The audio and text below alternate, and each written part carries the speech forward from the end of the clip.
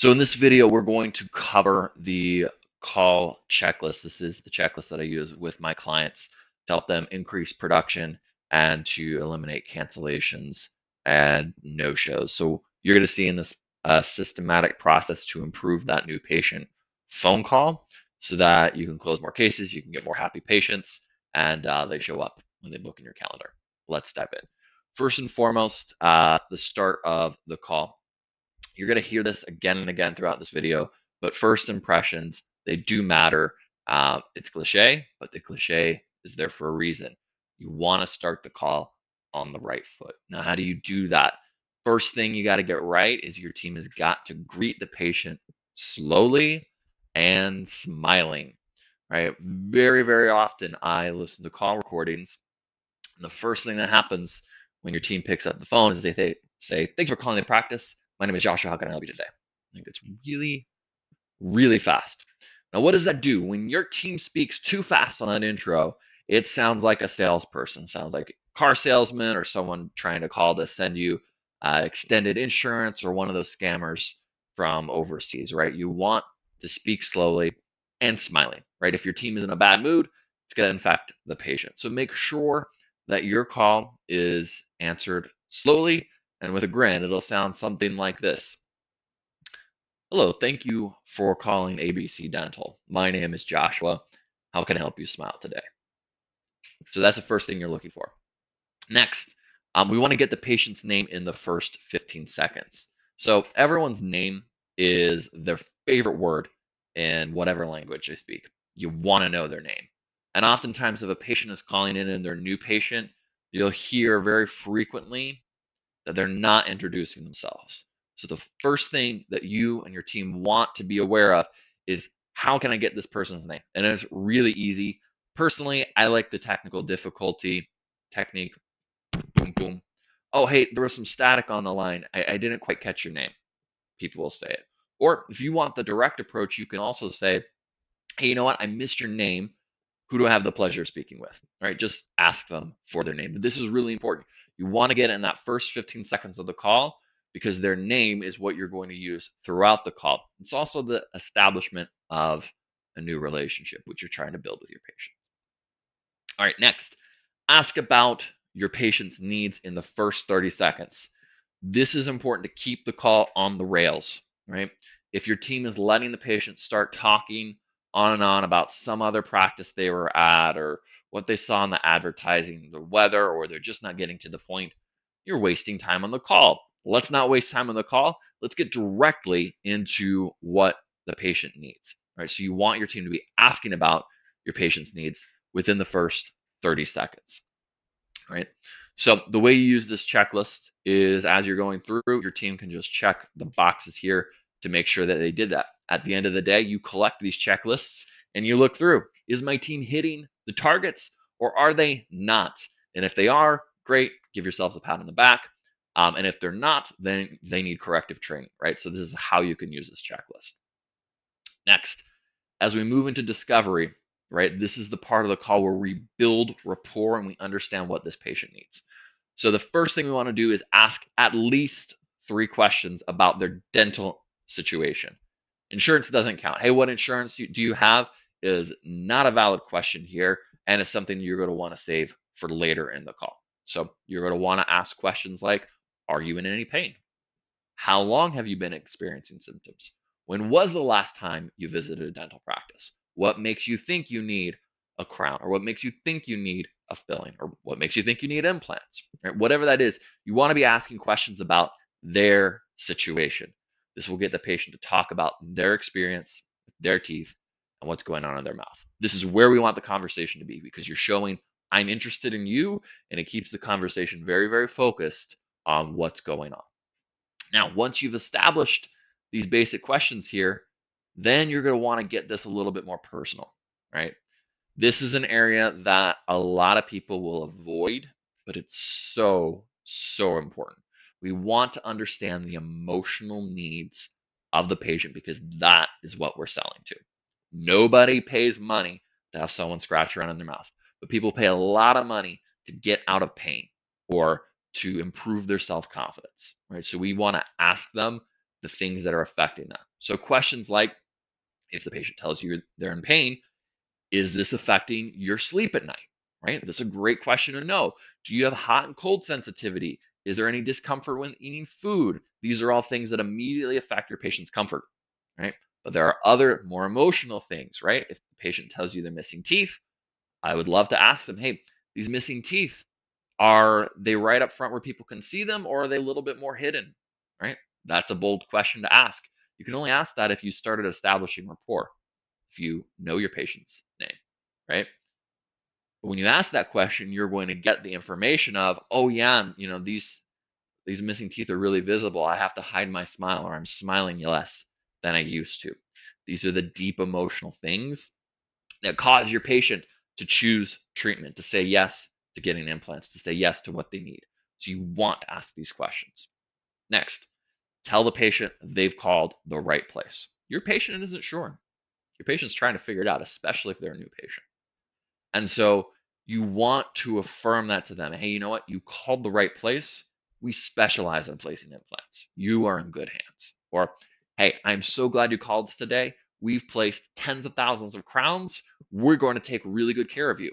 Your patient wants to hear that. It's cliche, but the cliches work, right? So let them know, yes, you've called the right place. We can absolutely help you. You're in good hands. Tell your patient that. And next, you want to share a story. Share a story about another patient that you've helped recently, right? So if this patient is calling because he's got an infected tooth, maybe he needs a root canal, maybe he knows, let him know, hey, I had another patient come in just last week with a toothache, and she was in a lot of pain. But you know what? She left with a smile on her face because Dr. John is fantastic, right? She's got a new tooth in there and she's smiling ear to ear, right back to her regular life. Tell your patient. They want to hear stories. If you're running marketing, you probably know, hey, when I run a patient testimonial, that does really well. If I put up a billboard, I'm going to want before and after. Same thing on the phone. Tell your patient the story of someone else, very similar to them, and how that story ended. That's going to give your patient confidence, right? So if your team's doing this really, really well, at this point, you've made it through discovery and you've built a lot of rapport. You've built a lot of positive regard with your new patient, right? One thing you're going to want to note is you want to optimize your calls from top to bottom, right? So if your team is screwing up, you want to solve first, second, third, fourth, fifth in this order. And the reason is if you make a mistake up here, doesn't matter how many mistakes you make down here, right? Chain is only as strong as the weakest link, and these are the links that start first, right? Or if you want to think about it as an assembly line, if you're Henry Ford and you're building cars, right? If someone forgets to install the engine, it doesn't matter a whole lot if the guy later on the line didn't put the wheels on correctly. That car's not going to run anyways. So when you're solving for this, if your team is missing these, you want to solve it top to bottom. Okay, now it's time to offer the appointment. The biggest mistake I see with this section is people jump right into it. Patient calls in and they say, hey, I think I need someone to take a look at my teeth. And your team says, okay, I've got Monday morning at 9 a.m. And they skipped all the rapport. Don't skip the rapport, right? First impressions count. And this call is your opportunity to sell the practice, to build confidence in your patient, and to get those emotional needs so that you can actually motivate them to cross the line when they show up to the practice. If you're offering the appointment too soon, you're going to see this affect your case acceptance. And more importantly, it's going to affect your show rate. You'll have more cancellations and more reschedules. So you want to eliminate that. Make sure your team is offering the appointment at the correct time in the call. That's after the intro, and that's after they've done discovery. So how do we do it? At this point, when we're transitioning, you want to tell the patient that you are concerned about their situation, right? Let them know, hey, I'm worried about you. You told me it's been 6 months that you've been missing these teeth. Things could be happening, right? The bone could be degrading, your other teeth could be shifting. This could make it more difficult to place implants. I want to get you in here as soon as possible, or more short term. Hey, you mentioned that you feel like you've had these cavities for a couple months now. I really want to get these addressed as soon as possible so it doesn't get any worse for you, right? You want to tell a patient, I'm worried, I'm concerned, this could be very serious. This is transferring emotion, right? You're letting the patient know, hey, I'm feeling bad about this. And 9 times out of 10, the patient will start to feel bad about it and they'll want to solve the problem. Why do we want the patient to experience this? Again, it's going to increase show rate and it's going to help us support case acceptance when the patient comes into the practice. Bonus points here. If you offer a free consultation, right? Maybe that's for implants, maybe that's for something else. If you offer a free consultation, this is the point in the call to tell the patient. What you're not going to say is, hey, I'm going to give you a free consultation like everybody else. What you say is, John, I'm really worried about your situation. You said you've been missing teeth for almost a year now, and a lot could be going on. I want you to get this addressed as soon as possible. In fact, John, I want to eliminate anything that could stop you from coming in. I'm going to waive the consultation fee just for you so that you can come in and understand exactly what's going on in your mouth. If you present it like that, you've now added value to your free consultation, right? It's not just what everyone gets, it's what John gets because you care about him. Build rapport. You'll notice we keep using the patient's name. Your team should be doing that. Next, tell the patient how much the doctor can help them, right? You and your team are experts, right? You have certain credentials that 99% of the population will never get. So when you're answering the phone or when your team's answering the phone, they should be able to explain everything about the doctors, where they went to school, where they went to dental school, any of the credentials, how many treatments they've placed, how long they've been practicing. All of this is really important. You want to give the bio. Think about it like 60 Minutes, right? You're going to say, hey, this person did this and this and this and this. You're building the story about who the doctor is before the patient shows up, right? You really want to sell your doctors on the call. And again, this helps your show rate because the more important the doctor is, the more important the patient will treat the appointment. Just like you wouldn't miss an appointment to meet your favorite celebrity or your childhood hero because that person is really important to you. Your patients are less likely to miss a meeting with the doctor if they understand how impressive the doctor's resume is. So your team should always be selling the patient on that. Right? Okay, these next two marks, no insurance talk before this point and no pricing talk before this point.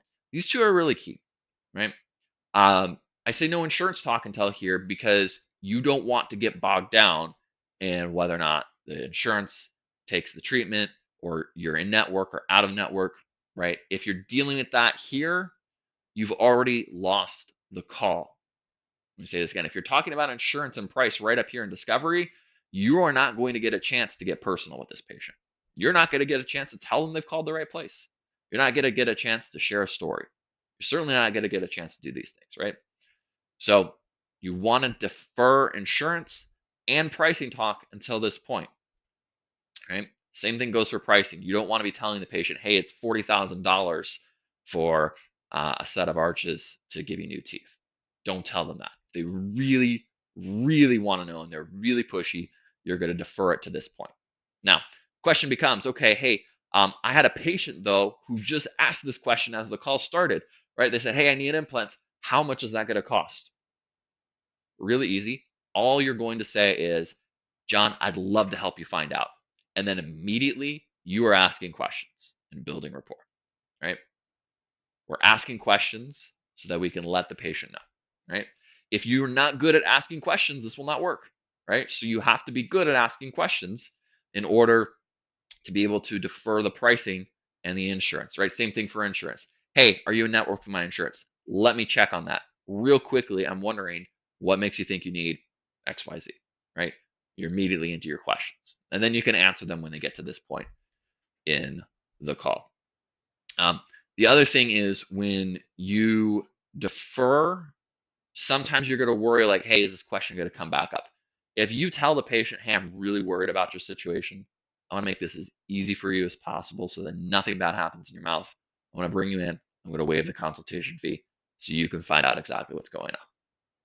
You do that, plus the rapport that you've built, you will very, very rarely get follow-up questions on the price. Again, this is a little mini lesson embedded in here, right? If your team is really nervous about the price, they need to know how to do this. Tell the patient, hey, I'd love to help you find out, immediately asking questions, and then you're letting the patient know, hey, I'm really worried. I want to bring you in, right?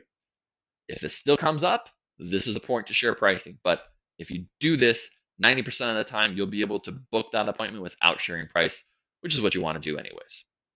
Lastly, suggest 2 or 3 times for an appointment. You don't want to overwhelm your patient. Don't want to say, hey, I can do Monday, Tuesday, Wednesday, Thursday, Friday, or hey, what time do you want? Just tell them the next 2 best times. Okay, I've got Monday afternoon at 2 o'clock, and I've got Tuesday morning at 9 a.m. Give them 2 options. If those options don't work, the patient will tell you, right? But just make it really simple, right? So this is the stage, and the biggest thing about offering the appointment is making sure it's here. Make sure your team has completed this process, right? They've done their start very, very well. They've asked 3 questions. They've gotten those 2 personal questions. They told the patient you called the right place. They shared the story. They let the patient know that you're concerned, that you're worried. They explained the doctor's bio, and then they're offering that appointment. They do it in that order, you're setting yourself up for a very solid call. Chances that patient shows up very high, and chances that patient closes or moves forward with treatment is going to be much better. So you want to make sure you're not offering that appointment too early. Okay, so now we're moving through the structure here. The last segment we're looking at is confirming the appointment, right? So this is where you do things like collect personal details of the patient, their name, their date of birth, their insurance information, their address, anything else you need for your system. You're collecting it right here. This is a really simple step, but make sure it gets checked. It's important. Next, as you're doing this, you're going to want to find ways to repeat the appointment in 3 different ways, right? First thing you can do is when you're suggesting the appointment time, if you say, hey, I've got a Monday at 2 p.m. and a Tuesday at 9 a.m., the patient says Tuesday at 9, you can say, okay, got it, Tuesday at 9. You got one right there, right? As you're doing the next one, if you're asking about conflicts, right, and we'll get to that in a moment, but you're asking, hey, 9 a.m., there could be rush hour traffic in the morning. Do you have to get to work? Do you have to drop off kids? Is anything else going on that morning? Right? What did you also do? You just reminded them it's at 9 a.m. one more time. Third way to get it, when you're telling them, hey, I'm going to let the doctor know about your situation, say, okay, I'm going to let the doctor know you're coming in on Tuesday at 9 a.m. so that he's ready for you. Boom, 3. You've got 3 different ways that you confirmed that appointment time on the phone before the patient ever got off, right?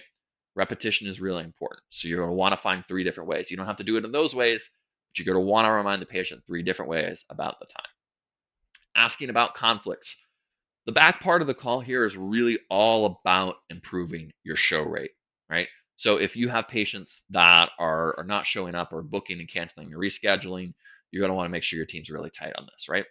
So what we're doing here is we're looking for those obstacles to the appointment before the appointment ever happens, right? So again, for my previous example, if the patient books something early in the morning, you're going to want to ask, hey, are you planning for the extra traffic, right? There's going to be traffic on the road when everyone's trying to get to work, or do you have to drop kids off at school, right? This is going to get your patient thinking about what's going on in that situation. Or if it's the end of the day, say, hey, it's the end of the day, right? Are you going to be leaving work?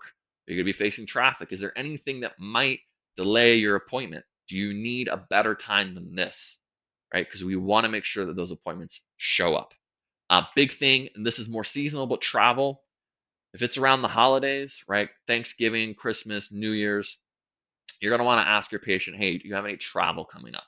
Same thing in the summer, right? In the summer, people are taking vacations. They want to go to the beach, the mountains, whatever. Ask them, right?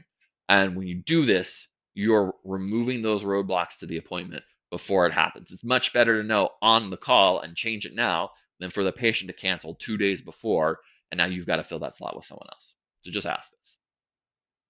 Next, we're going to tell the patient that you're going to inform the doctor about the situation. So remember how we just explained how impressive your doctor's resumes are. We're now going to let them know, hey, that doctor, right, Dr. John, who has been practicing for 23 years, who's placed over 10,000 implants, he's the one who's going to take a look at your teeth. I'm going to let him know that you're coming in on Tuesday at 9 a.m. So that way he's prepared for the situation, right? What are you subcommunicating? What you're subcommunicating is the very important person is going to be doing very important things just for you at this time. Again, this increases the importance of your appointment, which will reduce your no-shows, which will help more patients show up. Lastly, You want to wrap things up with a personal touch. Just let them know, hey, I am so excited to meet you in person, right? If you're answering the phones, you're probably on the front desk. You might be the first face this patient sees when they walk in. So let them know, hey, I can't wait to meet you. I'll be looking for you at 9 a.m. on Tuesday. It's another way to get your repetition. Okay, so that's the process, right? This is the system. If your calls are not good, if you think your show rate could be better, if you're having trouble with case acceptance, right? This can help in all those situations. So you're going to want to go through, again, start top to bottom to work your way through this process, right? The only way to know if your team is using the gold standard call checklist is to review their calls. So you're going to want to pull every week, 3 or 4 calls, listen in, use the checklist. The other way to do it is to get your team to use this checklist as they're taking the call and then just collect them at the end of the day and look. Are the boxes getting checked? Are they missing things? You'll notice that certain team members miss certain things consistently. Right? One team member might miss telling the patient that they've called the right place.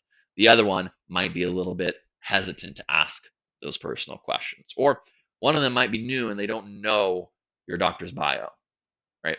All these things will become clear when you record it. So it's super easy. This is the process. Follow it, improve your case acceptance, improve your show rate, and give your patients an amazing first impression.